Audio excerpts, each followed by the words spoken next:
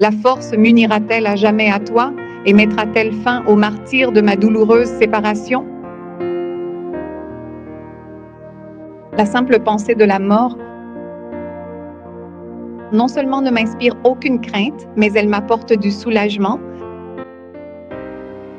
Elle me donne la paix et je célèbre. En laissant de côté toutes les autres conséquences que la mort entraîne avec elle. Regardez, si nous analysons, nous voyons que Louisa avait déjà adopté cette vision de la mort comme Jésus le voulait. Elle dit, je mets de côté toutes les autres conséquences que la mort entraîne avec elle. Elle ne prêtait plus attention à savoir si elle allait mourir d'une maladie ou d'une autre, ni à combien d'années elle vivrait, ni à ce que feraient ses proches ou à tant d'autres pensées humaines que nous pouvons avoir.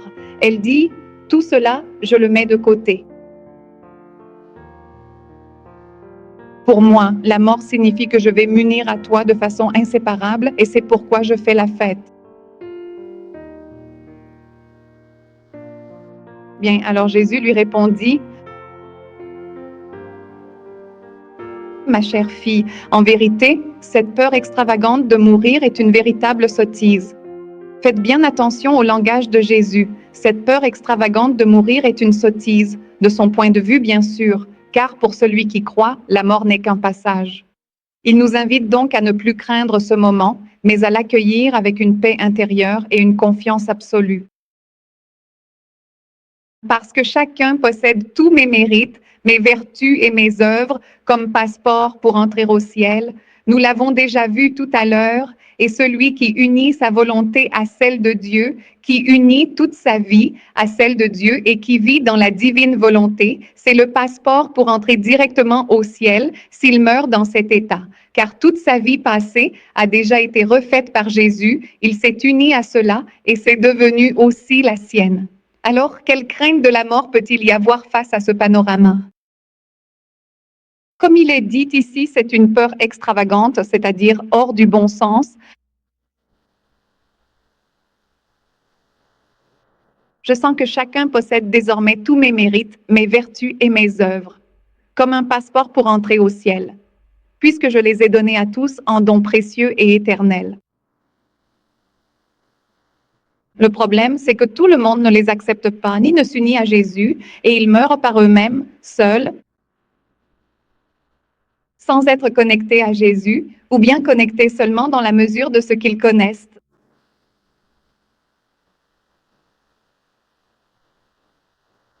Alors, les ayant donnés à tous en don, et bien plus encore, si en profitant de ce don que j'ai fait, quelqu'un y a ajouté ce qui lui appartient, tous ses actes, ou les actes qu'il a accomplis avec toutes ces choses, quelle crainte peut-on avoir de la mort?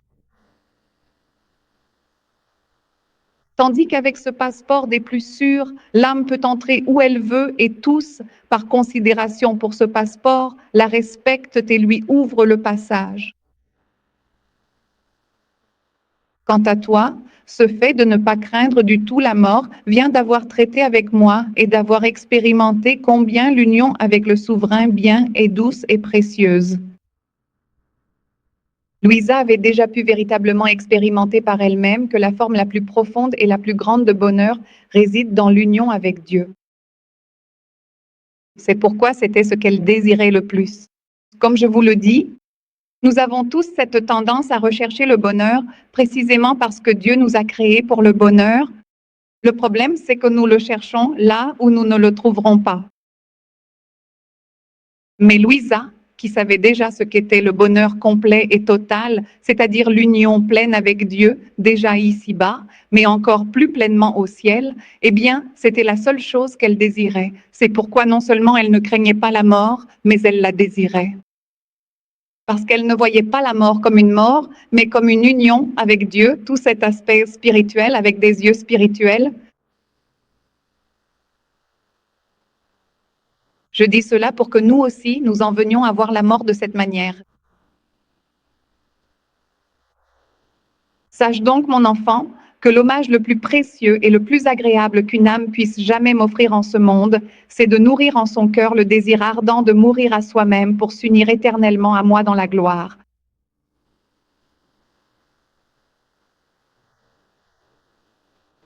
Cela veut dire que l'amour de cette âme est déjà assez grand, n'est-ce pas? En vérité, elle ne se soucie plus de rien, de ces petites choses temporelles, mais toute son attention, son regard et son désir sont tournés vers Dieu et vers une union plus intime avec lui. C'est pourquoi il dit que c'est l'hommage le plus agréable à Dieu. Si nous n'en sommes pas encore à désirer la mort pour nous unir à Dieu, analysons pourquoi. C'est parce qu'il y a encore dans notre cœur des choses terrestres. Nous avons ici des objectifs humains. Nous voudrions vivre plus longtemps pour profiter davantage de la famille, voir grandir les enfants, pour étudier quand on est plus jeune et obtenir un diplôme, pour profiter de cette vie humaine et mondaine, etc. Cela veut dire qu'ils n'aiment pas encore Dieu par-dessus toute chose.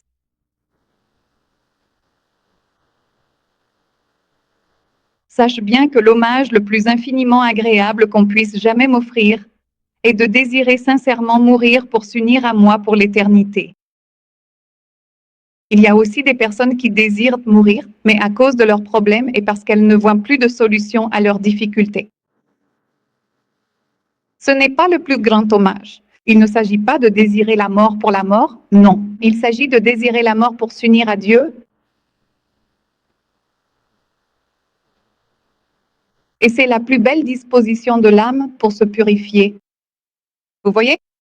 Celui qui désire vraiment la mort pour s'unir à Dieu, c'est parce qu'il s'est déjà détaché de toutes les choses terrestres qui nous empêchent d'aller vers Dieu. Et si nous sommes encore dans cette vie, ou si cette âme est encore dans cette vie, c'est parce que c'est la volonté de Dieu, mais son cœur n'est déjà plus attaché à ce monde, il vit déjà au ciel, son cœur. Et Dieu connaît les choses de ce monde, c'est parce que Dieu le veut, pour continuer à accomplir des actes, pour s'unir de plus en plus à Jésus. Il ne voit plus les choses en dehors de Dieu, en dehors du plan de Dieu, il ne voit pas les personnes en dehors du plan de Dieu. C'est pourquoi il n'est attaché à rien.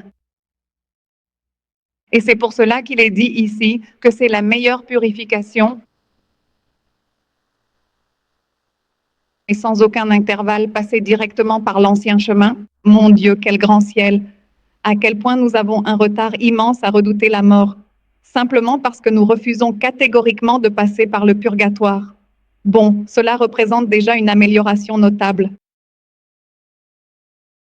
Mais de toute façon, cela veut dire que nous nous voyons encore imparfaits, qu'il nous manque encore de l'amour pour Dieu. C'est pourquoi nous avons le purgatoire, parce que nous savons qu'il y a eu des manques d'amour pour Dieu dans notre vie passée. Mais enfin, face à l'aspect, face au panorama de la divine volonté, cela doit disparaître, car comme nous l'avons déjà vu, Jésus va refaire toute notre vie passée.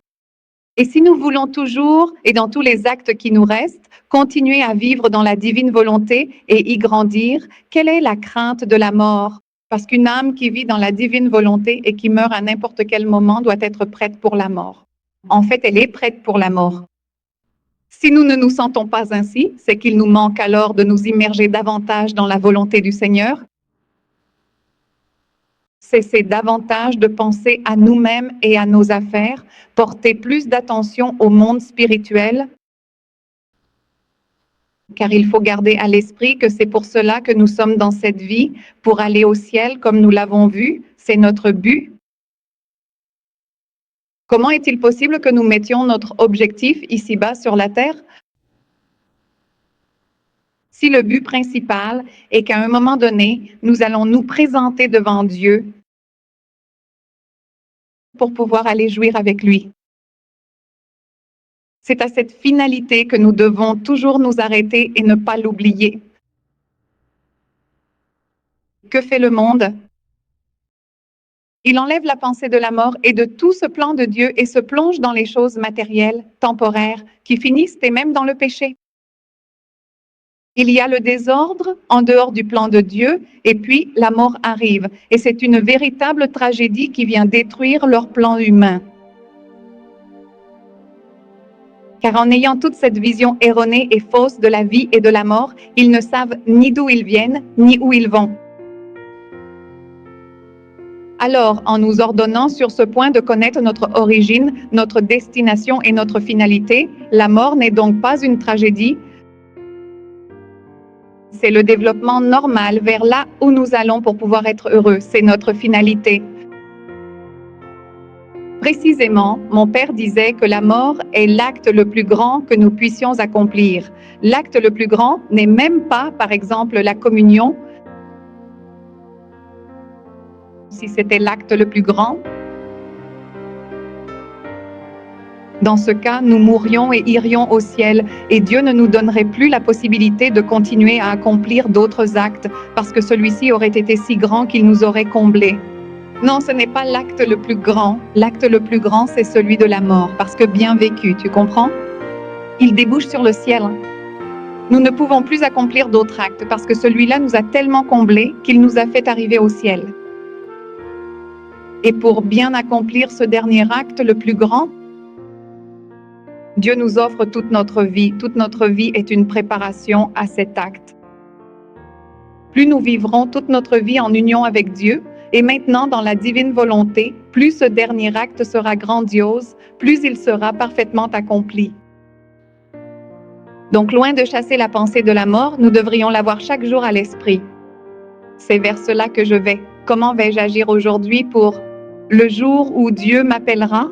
Pouvoir être bien préparé pour accomplir parfaitement ce dernier acte. Et toute notre vie quotidienne sera une préparation à ce dernier acte.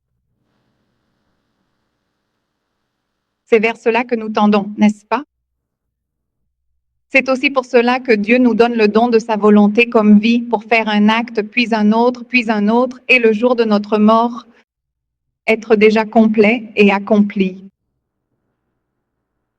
Alors, comment est-il possible d'oublier ce dernier acte? Bien au contraire, ce n'est pas ainsi. Il est absolument nécessaire d'accomplir chacun de nos actes dans la divine volonté, tout en gardant à l'esprit l'idée profonde que c'est un acte de plus, pour se préparer sereinement à une sainte mort. Je voudrais faire un petit commentaire sur ce sujet de la mort. En effet, comme nous l'avons déjà vu, et comme Alejandra l'a dit, le fait de mourir est le dernier acte. C'est un acte que fait l'être humain. C'est le dernier, le plus grand ou le plus important que l'être humain accomplit dans sa vie. Nous avons déjà vu, par exemple, le sujet des enfants avortés, mais sur ce thème de la mort, nous pouvons réfléchir un peu. Sur toutes ces personnes malheureuses qui se suicident volontairement. C'est-à-dire que le fait de mettre fin à ces jours est quelque chose de vraiment terrible, étant donné les conséquences spirituelles extrêmement graves et profondes qu'il entraîne inévitablement, car ces âmes se refusent ainsi délibérément à la vie, à vivre, elles écartent d'elles tout le plan de Dieu qui était prévu pour elles. Volontairement, cette personne dit à Dieu, « Tu sais quoi, Dieu, ce que tu as pour moi ne m'intéresse pas. Je ne sais pas si c'est la sainteté, si tu m'appelles à quelque chose de spécial dans la vie. Ça ne m'intéresse pas, je ne veux rien savoir de toi, je veux mourir. Je veux mettre de côté tout ce que tu as fait. » Dans quelle situation si difficile cette âme se retrouvera-t-elle lorsqu'elle se présentera devant Dieu pour son jugement particulier? Avec quel visage va-t-elle regarder Dieu? C'est quelque chose de vraiment, vraiment difficile. Que la divine volonté, nous pouvons l'apporter à ces âmes, les aider dans ce moment si difficile et si déplorable où elles se trouvent dans leur vie. De la même manière, nous pouvons réfléchir aux personnes qui sont mortes, qui meurent ou qui ont déjà décidé de mourir par l'euthanasie. C'est pourquoi l'Église la condamne aussi, et c'est quelque chose de néfaste à cause des conséquences spirituelles. Il faut dire que les conséquences que ces actes entraînent sont absolument et profondément abominables, à cause de la situation tragique dans laquelle ils placent cette âme devant Dieu, à l'instant crucial et ultime de la vie. L'impréparation à notre mort, par exemple, hier, lorsque nous avons compris ce que nous avons médité sur notre très sainte mère, avons-nous fait un acte de remerciement universel envers elle? Nous pouvons poser l'intention, comme nous l'avons fait, qu'elle demeure élevée. Cet acte ne doit pas être unique. Je veux qu'il se répète continuellement dans tous les actes qu'il me reste à accomplir durant toute ma vie et aussi au moment de ma mort. Cet acte est donc en train d'être posé. Ainsi, lorsque nous arrivons au moment de notre mort, même si peut-être notre intelligence, notre mémoire ne rappellent pas cet acte de gratitude envers la très sainte dame pour tout, nous le portons dans la volonté et c'est l'acte. Alors, notre mort sera enrichie d'un acte de remerciement universel envers notre très sainte mère. Ensuite, nous découvrons une autre vérité de la divine volonté et nous posons notre intention, notre acte de la réaliser, de l'accomplir, mais il faut avoir cette intention de dire « et tous les autres actes qu'il me reste à accomplir, je veux aussi les remplir de cet acte que je suis en train de faire, ainsi que celui de ma mort ». Alors, que se passe-t-il? C'est que nous enrichissons dès maintenant toute notre mort et lorsque nous arriverons à la mort, ce sera la compilation de tous nos actes accomplis dans la divine volonté. Nous les retrouvons tous comme des soleils en acte de faire le bien. C'est pourquoi c'est l'acte le plus grandiose, car nous aurons déjà accompli des milliers de soleils d'actes bons qui contiennent des biens infinis. Et à ce moment-là, nous allons tous nous retrouver en acte. C'est pourquoi la mort d'un enfant dans la divine volonté est une fête. Une fois tous les actes que Dieu avait déterminés que nous accomplissions achevés, nous ne pourrons plus en faire un de plus, car Dieu a déjà tout prévu pour nous, parce que nous sommes plus que comblés. Nous avons déjà rempli le ciel de tous nos actes, et il ne reste plus que le dernier, celui de la mort, qui consiste à rassembler tous ces actes et à les faire déboucher au ciel, avec tout le bien que nous avons accompli et que nous avons permis à la divine volonté de réaliser en nous. Alors, quel panorama extraordinaire et tellement différent, n'est-ce pas, de la mort? Ainsi, pour le dire d'une manière un peu différente, il s'agit aussi d'associer intimement notre propre mort à celle de Jésus. Jésus a accompli tous les actes, nous le savons, dans la divine volonté et au nom de tous, et il a embrassé toutes nos vies. Il a aussi accompli l'acte de la mort comme une récapitulation de tous les autres actes, comme le sceau de tous les autres actes, et pour nous donner la possibilité de mourir comme lui est mort et de bénéficier du mérite que sa mort a produit. Combien d'effets la mort de Jésus a-t-elle produit? Elle a tout simplement mené à son accomplissement l'œuvre de la rédemption pour tous les êtres humains de la terre. Alors, si nous nous unissons et dès maintenant, nous mettons l'intention, mon Dieu, au moment où tu m'appelleras, que ce soit par maladie, par accident ou de quelque manière que ce soit, soudainement ou non, dès cet instant, j'ai l'intention d'unir ma mort à la tienne avec tous les biens que cela a produits. La mort ne nous prendra jamais au dépourvu parce que nous sommes déjà préparés et avons fait ces actes. Ainsi, au moment où Dieu nous appellera, notre mort aura autant de valeur que celle de Jésus. Et nous répéterons en nous la mort de Jésus et tous les biens que cela a produits pour Dieu en complétant sa gloire à travers toute la création, en allant à la rencontre de tous les hommes, en leur apportant l'intégralité des richesses et des bienfaits de la vie de Jésus. Et nous irons ainsi pleinement enrichis vers le royaume des cieux avec tous ces mérites accumulés. C'est le plan de Dieu pour chacun d'entre nous.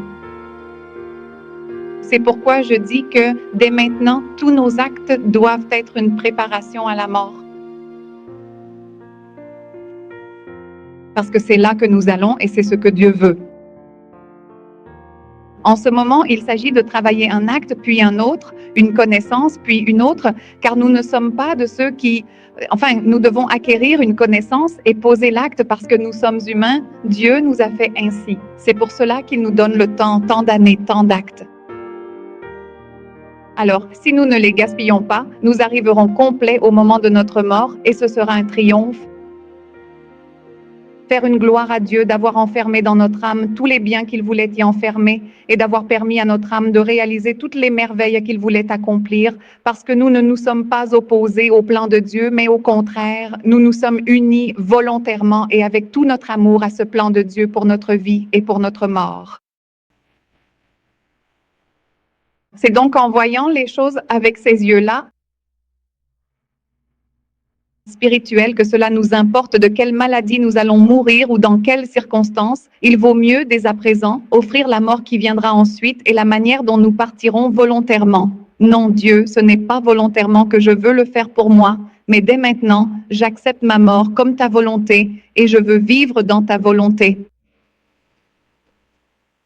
Alors, quelle crainte y a-t-il face à la mort? Même si nous mourons à l'instant suivant, nous sommes déjà prêts, ou si Dieu nous accorde encore des années, eh bien, ce qu'il décide est le meilleur. Mais nous ne serons jamais pris au dépourvu par la mort, elle ne nous surprendra jamais.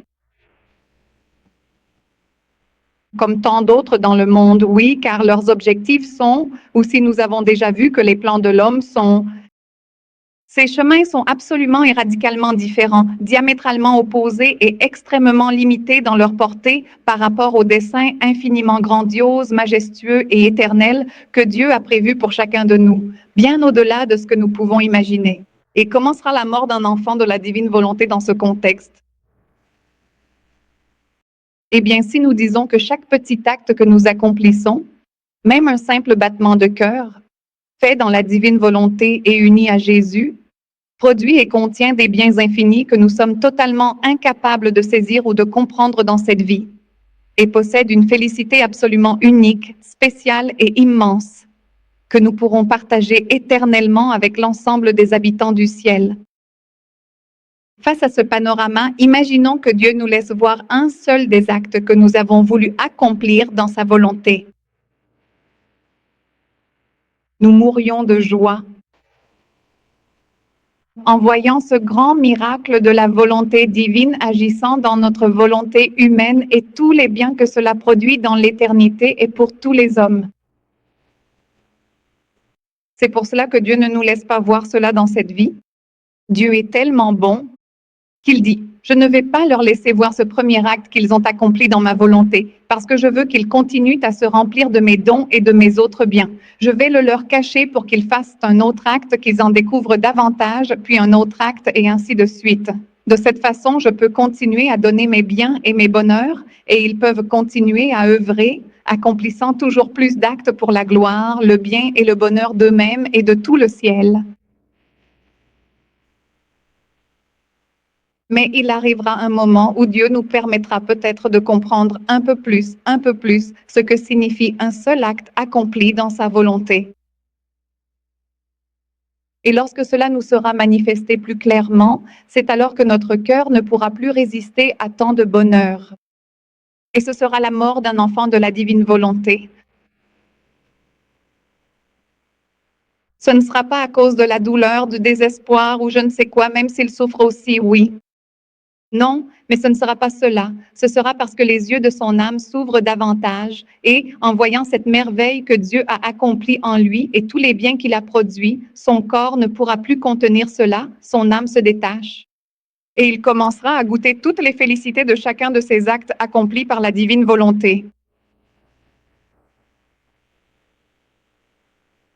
Et d'un seul coup, il se retrouvera dans la patrie céleste, sans être passé par le purgatoire, ni tout cela, ni par le jugement. Quel jugement? Si tous nos actes sont déjà au ciel, en Dieu. C'est cela, vivre dans la divine volonté. Les volumes prenant de Jésus sont en Jésus. Il n'est pas possible que Jésus se juge lui-même, d'accord? D'un seul coup, nous allons nous retrouver dans la patrie céleste, entourés de magnifiques soleils qui sont tous les actes accomplis dans la divine volonté, de bonheur immense. Et nous pourrons partager dès ce moment-là avec tous les bienheureux ces bonheurs que Dieu nous a fait, la grâce d'enfermer dans nos actes en nous faisant connaître sa volonté, pour que vous voyez que ce ne sont pas des histoires inventées par moi. Je vais vous lire quelque chose qu'a écrit Louisa à ce sujet. Peut-être que cela a déjà été lu à une autre occasion, mais il faut méditer. Je ne me suis pas approprié cela en raison de la mort du père Annibale di Francia, qui fut un confesseur extraordinaire de Louisa et qui a beaucoup insisté pour que Louisa écrive. Il lui a donné une obéissance encore plus stricte. On avait déjà donné à Louisa l'obéissance d'écrire tout ce que Jésus lui disait, mais lui ressentait ces vérités divines qui produisaient tant de biens spirituels et il a dit à Louisa d'écrire toutes les paroles et de n'en omettre aucune de celles que Jésus lui disait.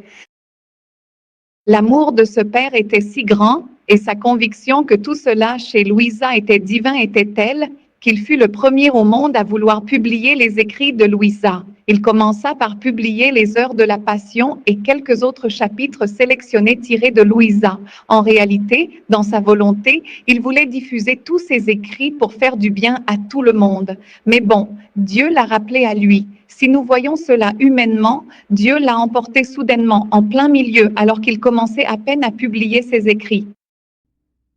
Mais bien sûr, ce n'était pas soudainement. Il était déjà préparé par ses actes dans la divine volonté. Et un jour, le jour de sa mort, Louisa aussi était restée comme ça, se demandant « Mais que s'est-il passé ?» Eh bien, je pensais que j'avais la mission de tout publier, mais non. Et voyons quelle est la réponse de Jésus. Ma fille, courage. Il est important que tu saches que tout ce que cette âme précieuse qui m'est si chère a pu accomplir jusqu'ici.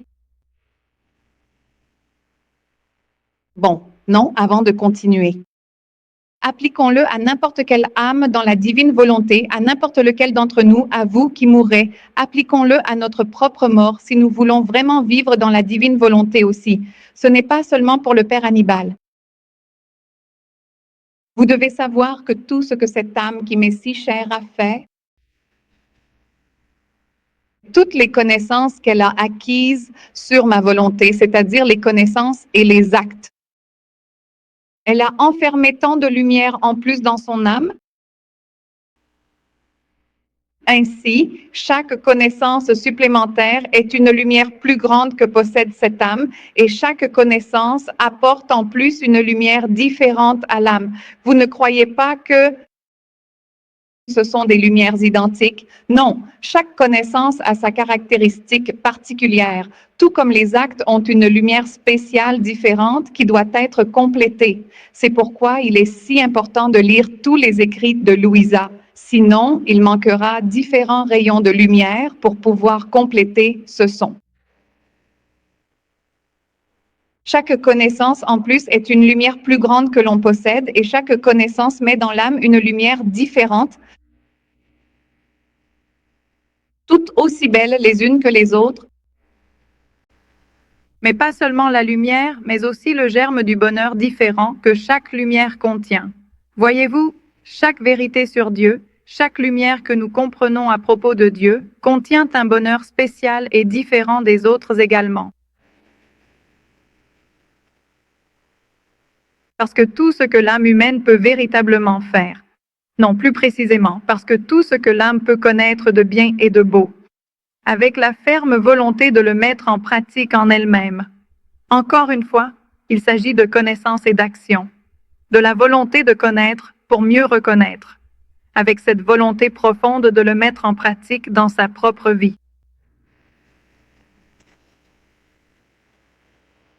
Elle reste en possession du bien qu'elle connaît, de cette lumière, elle reste en possession de cette lumière, de ce bonheur dans son âme. En revanche, si elle n'a pas la volonté de mettre en pratique ces connaissances qu'elle acquiert, car cela peut arriver, il y en aura qui n'entendront pas ces connaissances, donc ils ne les auront pas dans leur âme. Ils ne les connaîtront pas, ils n'auront pas les actes. Mais il y en aura qui les connaîtront et ne feront pas les actes. Cela peut arriver, bien sûr. Que les connaissances nous restent, que nous les entendions, qu'elles éclairent notre intelligence. Comme c'est beau, j'ai déjà compris beaucoup de choses. Mais nous ne les mettons pas en pratique, nous n'avons pas la volonté de les appliquer. Alors là, pour dire Jésus, que se passe-t-il? L'un, c'est l'intelligence et l'autre, la volonté. Nous pouvons comprendre, mais si nous ne voulons pas le faire, la volonté n'intervient pas. Et on s'approprie ces vérités et ces connaissances lorsqu'on les met en pratique avec la volonté. D'abord, c'est ainsi que se fait le chemin des connaissances de Dieu, et de toutes, celles de l'intelligence sont primordiales. Elles éclairent notre intelligence. Regardez, c'est comme ça. Mais il manque l'acte de notre volonté. Je veux le faire de la même manière que mon intelligence le comprend. Ainsi, je veux agir. C'est alors que la volonté prend possession de ce bien que l'intelligence a déjà compris. Mais s'il n'y a pas cet acte de la volonté et qu'on ne prend pas possession de ce bien, il reste ici dans l'intelligence, mais pas dans la volonté, parce que je n'ai pas voulu le faire. La volonté n'y est pas, et cela ne demeure pas dans l'âme, car tout ce que l'âme peut connaître de bien, si elle a la volonté de le mettre en pratique en elle-même, elle prend possession du bien qu'elle connaît. En revanche, si l'on a ces connaissances, mais que cette lumière reste dans l'intelligence sans la volonté de les mettre en pratique, il se passe comme lorsqu'un sot sent une fleur ou se lave avec de l'eau très fraîche. Il ressentira un instant le parfum de la fleur ou la fraîcheur de l'eau, mais comme il ne possède ni la fleur ni la source de l'eau fraîche, peu à peu le parfum et le bienfait de la fraîcheur de l'eau ou du parfum de la fleur s'évanouiront. Il ne la possède pas. Ah, comme c'est beau, c'est à toi. Cela s'évanouira, mais cela ne restera pas en soi. Quelle différence pour celui qui posséderait ces fleurs, les aurait continuellement là, ou cette eau. Et il se retrouvera privé du parfum. Eh bien, s'il n'a pas la volonté de le mettre en pratique, s'il ne possède ni la fleur ni la source d'eau, peu à peu le parfum s'évanouira et le bienfait de la fraîcheur de l'eau disparaîtra aussi, de sorte qu'il se retrouvera privé du parfum et que la fraîcheur dont il avait profité se sera évanouie. Il en va de même pour les connaissances lorsqu'on les possède. Le bien de les connaître, mais qu'on ne les met pas en pratique, elles restent dans l'intelligence, mais rien ne se passe dans la volonté et elles s'évanouissent. Et l'âme se retrouve privée de ce bien, même si elle l'a compris à un moment donné. Cette explication prépare ce que Jésus va dire. Et d'ailleurs, elle est très pratique pour nous, pour comprendre le mécanisme des vérités et comment les mettre en pratique dans nos vies. Chaque chose que nous apprendrons de Louisa. Jusqu'à ce que nous la connaissions et la comprenions, il faut avoir la volonté, toute la volonté de la mettre en pratique. Et c'est alors qu'elle demeure dans la volonté, et c'est à ce moment-là que cette vérité devient vivante en nous. Et si nous répétons cette intention encore et encore, c'est ce qui forme la vie dans la divine volonté. Il ne s'agit pas seulement de lire, lire, lire et de croire ensuite que nous vivons dans la divine volonté. Non, il s'agit de lire et de le mettre en pratique, d'avoir la volonté de le pratiquer. C'est pourquoi il est souvent recommandé de lire lentement afin de pouvoir assimiler et vivre cela, d'avoir l'acte de volonté.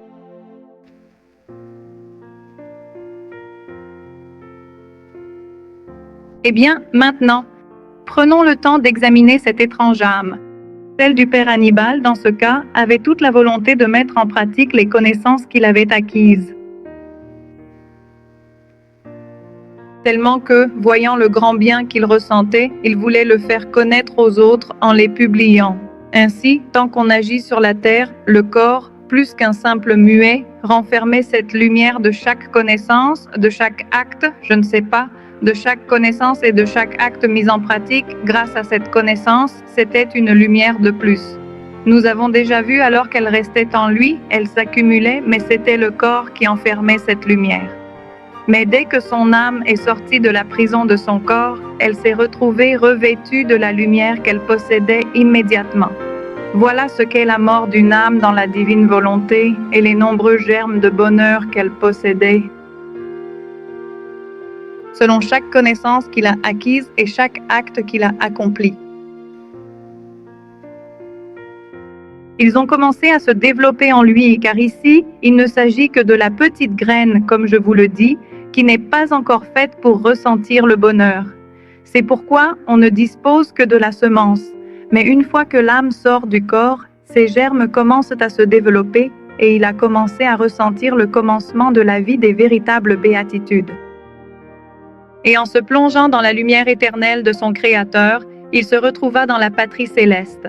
Il jouit, à partir de ce moment de sa mort, de cet endroit où il poursuivra sa mission selon sa volonté, selon ma volonté, assistant à tout depuis le ciel. Si seulement tu pouvais imaginer la différence absolument colossale et infinie de gloire, de beauté et de pur bonheur qu'il existe entre celui qui, en partant de cette terre, emporte avec lui la clarté de la lumière éternelle, avec les germes de tant de félicité future, et celui qui reçoit seulement le simple son de la voix de son serviteur.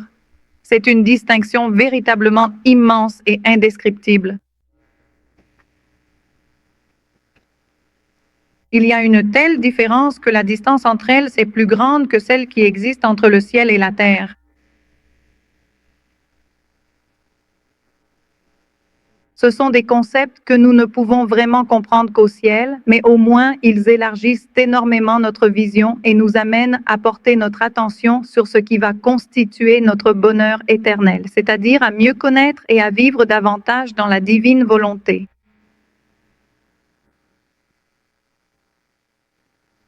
Ou si les mortels savaient le grand bien qu'ils acquièrent en connaissant un véritable bien, une vérité, et en la faisant leur propre sang pour l'absorber dans leur propre vie.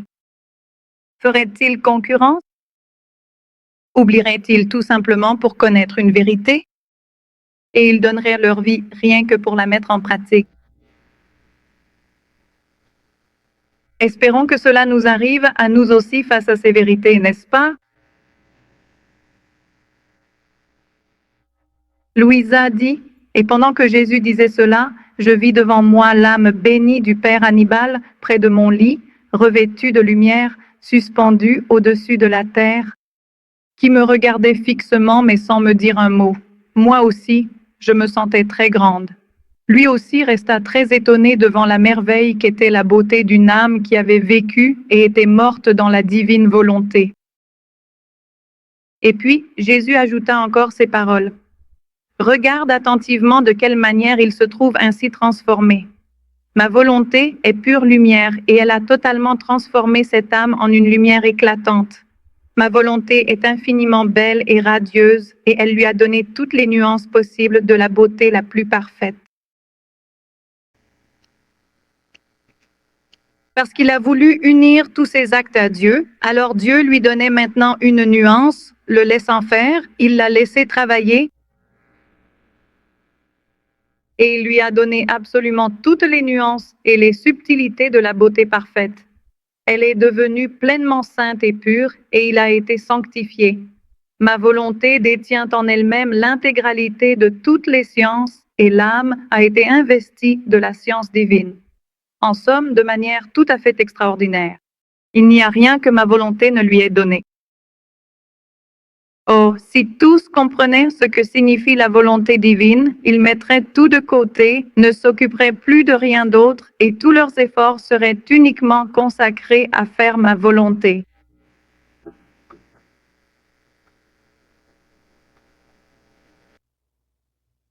Eh bien, Dieu nous invite à ce que cela soit notre mort, notre bonheur éternel, en nous offrant les écrits de Louisa et la possibilité de vivre ces écrits. Que cela nous serve de stimulant pour vivre plus intensément dans la divine volonté.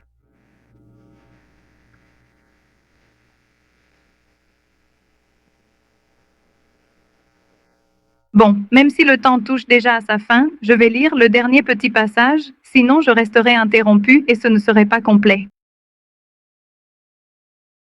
Plus de 2 semaines plus tard, Louisa revoit le père de Francha. Elle dit, après cela, je me suis retrouvée hors de moi-même et, alors que je cherchais mon doux Jésus, j'ai rencontré le Père près de moi, d'accord? Il était tout joyeux et m'a dit que maintenant, oui, il pouvait parler, comme s'il avait déjà assimilé la première grande surprise. Bien sûr, être ici, enfermé dans le corps, puis que toute la lumière de son âme se détache du corps et commence à voir toutes ces merveilles accomplies en lui-même par Dieu et par lui. Évidemment, la première fois, le jour même de sa mort, il n'avait rien pu dire à Louisa. Mais après un certain temps, il avait déjà assimilé, et c'est lui-même qui a parlé à Louisa et lui a dit « Tu n'imagines même pas combien de magnifiques et incroyables surprises j'ai pu découvrir ici. Je n'arrivais vraiment pas à y croire, quand j'étais encore là-bas sur Terre. Et je ne m'en doutais pas, je n'en avais aucune idée. Certes, je pensais que j'avais fait quelque chose de bien en publiant les heures de la Passion, en les faisant, en les publiant, je savais que c'était quelque chose de bon, c'est pour cela que je voulais les faire. Cependant, les surprises incroyables que j'ai eu la chance de trouver ici sont absolument merveilleuses, vraiment ravissantes et d'une beauté rare et exceptionnelle que je n'avais jamais vue auparavant de toute ma vie. Elles ont dépassé ses attentes. Aussi grande que puisse être notre imagination à propos de tout cela, la surprise a été bien plus grande encore de voir ce que c'était que d'avoir vécu dans la divine volonté.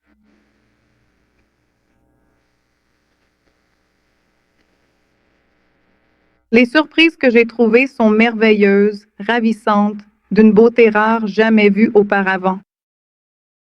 Tous les mots et chacun de ceux qui se réfèrent à la passion de notre Seigneur sont transformés en lumière, chacune aussi belle que l'autre, toutes entrelacées entre elles en harmonie, et ces lumières ne cessent de croître. De plus, il n'a pas seulement fait tout le reste, tout ce qu'il a accompli dans sa vie, et pourtant, ici, il y a quelque chose de plus. Ces lumières grandissent sans cesse à mesure que les créatures font les heures de la passion. Parce que sa volonté était de les publier et de les publier dans toutes les langues, cela est mentionné dans ses lettres. Donc, chaque fois et faire du bien à tous, n'est-ce pas? Alors, chaque fois que nous faisons les heures de la Passion, la gloire du Père Hannibal et de Louisa augmente parce que Louisa les a écrites, ainsi que celle de Jésus et de la Très Sainte Vierge. Eh bien, et je vais le dire, et à mon Père aussi. Je voudrais que tout le monde lise les heures, même si je ne peux pas les publier, mais bon, c'est en partie cela. Je fais en sorte de les faire connaître autant que Dieu me le permet, mais ma volonté est que tous les connaissent. Quand cette âme arrivera au ciel et que les heures de la Passion continueront à être faites, elle pourra aussi recevoir plus de gloire et plus de bonheur. Le bonheur continuera de croître, et celui de tous également.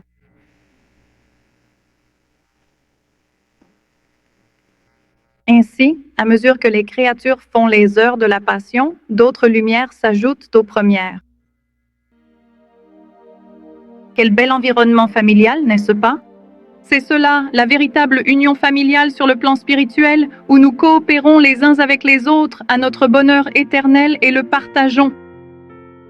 C'est la famille de la divine volonté, ici sur terre et au ciel.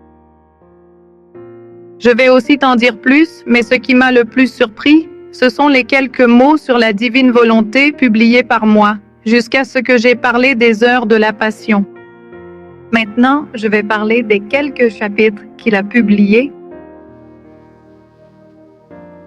Chacun de ces propos transformés en soleil, non plus seulement en lumière, mais en un véritable soleil, lesquels, en enveloppant de leurs rayons toutes les lumières, forment de telles surprises de beauté que l'on reste ravi, charmé, extasié. Tu ne peux absolument pas imaginer à quel point j'ai été surpris de me voir en plein milieu de toutes ces lumières et de ces soleils, et à quel point j'ai pu me sentir incroyablement heureux. Et combien j'ai remercié notre souverain bien Jésus qui m'avait donné l'occasion et la grâce de le faire, de connaître la divine volonté, de la vivre, de la publier. Alors, je t'invite toi aussi à le remercier très chaleureusement de ma part. Prenons donc le temps d'exprimer ensemble notre immense gratitude envers Dieu pour ce cadeau merveilleux et pour ce don tout à fait exceptionnel qu'il a choisi de nous offrir en ce jour.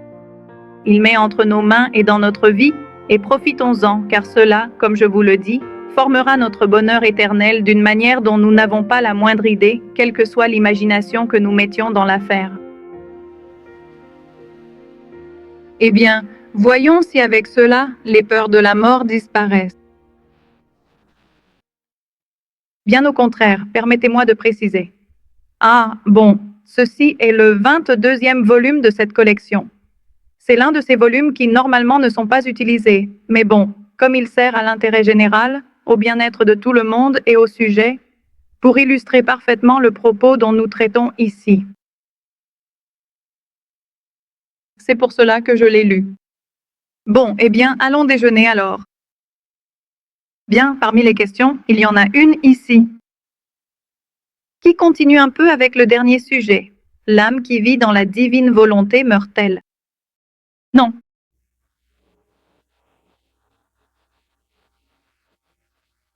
Si nous voyons ce panorama, ce n'est déjà plus en réalité ce que nous comprenions auparavant par la mort.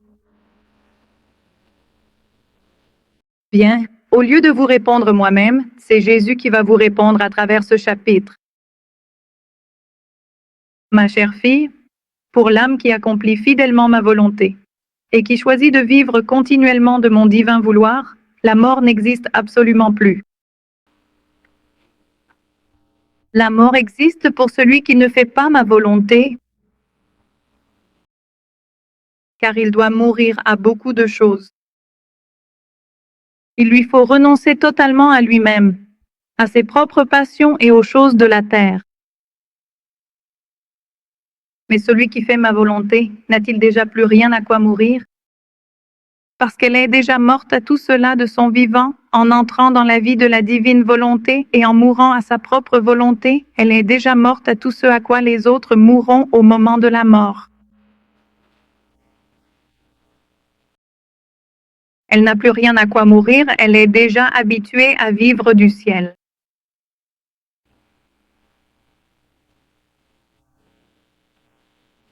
Eh bien, qu'est-ce que le ciel? Où pensons-nous que les bienheureux sont plongés? Dans un lieu que nous appelons le ciel? Non, ce que nous appelons le ciel, c'est Dieu lui-même. Ils sont immergés en Dieu, dans sa volonté, et c'est cela qui fait leur bonheur. Ainsi, lorsqu'une âme ici sur terre décide de mourir à sa propre volonté et de donner vie à la volonté de Dieu, elle vit une vie de ciel, car c'est ce que font les bienheureux, vivre dans la volonté de Dieu.